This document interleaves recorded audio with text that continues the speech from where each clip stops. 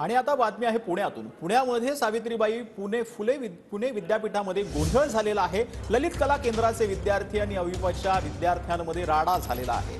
नाटकात रामायणातील सीतेच्या पात्रावरती अविपनं आक्षेप घेतलेला आहे। सीतेचं आक्षेपार्ह पात्र दाखवल्याचा अखिल भारतीय विद्यार्थी परिषदेचा आरोप आहे। तर अखिल भारतीय विद्यार्थी परिषदेनं हे नाटक देखील बंद पाडलंय। पोलीस ठाण्यामध्ये तक्रार देखील या संदर्भात करण्यात येते। पुण्यातली ही बातमी आपण पाहतो आहोत। आपले प्रतिनिधी योगेश बोरसे आपल्यासोबत पुण्यातून जोडले गेलेले आहेत। योगेश, नक्की हा काय प्रकार घडलेला आहे आणि सध्या पोलीस स्टेशनमध्ये चतुर्शृंगी पोलीस स्टेशनमध्ये अविपचे कार्यकर्ते जमलेले आहेत, त्यांची नक्की काय तक्रार आहे?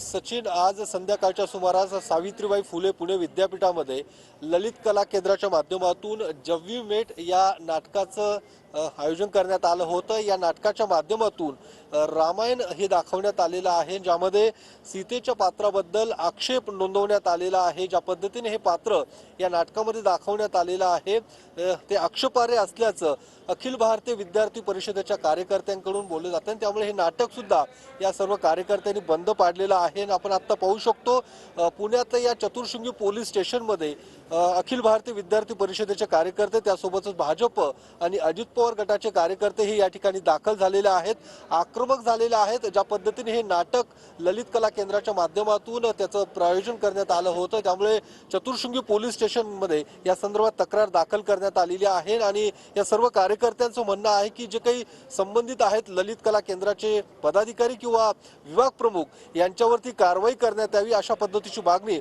या सर्व कार्यकर्त्यांची आहे। आणि आपण पाहू शकतो या ज्यांनी हे नाटक आयोजित केलं होतं त्यांच्याकडून आम्हाला मारहाण करण्यात आलेला आहे, असा आरोप सुद्धा या अखिल भारतीय विद्यार्थी परिषदेच्या कार्यकर्त्यांकडून केली जात आहे। आपण पाहू शकतो मोठ्या संख्येनं कार्यकर्ते या चतुर्शृंगी पोलीस स्टेशनमध्ये जमा झालेले आहेत आणि काही वेळापूर्वी मिलिंद एकबोटे सुद्धा या ठिकाणी आले होते आणि या संदर्भातली तक्रार ही दाखल करण्यात आलेली आहे। मात्र अद्यापपर्यंत संबंधितांवरती गुन्हा दाखल झालेला नाहीये। जोपर्यंत गुन्हा दाखल होत नाही तोपर्यंत आम्ही या ठिकाणावर हटणार नाही, अशा पद्धतीची भूमिका या सगळ्या कार्यकर्त्यांनी घेतलेली आहे। आणि नेमकं या सगळ्या कार्यकर्त्यांचं काय म्हणणं आहे, तू त्या ठिकाणी उपस्थित होता, काय नेमकं हा संपूर्ण प्रकार घडला होता? पूर्ण प्रकार सुरुवातीपासून सांगतो की हे नाटक जे होतं हे पूर्व नियोजित कल्पना होती। विभाग प्रमुखांना त्यांच्या विद्यार्थ्यांना कल्पना होती।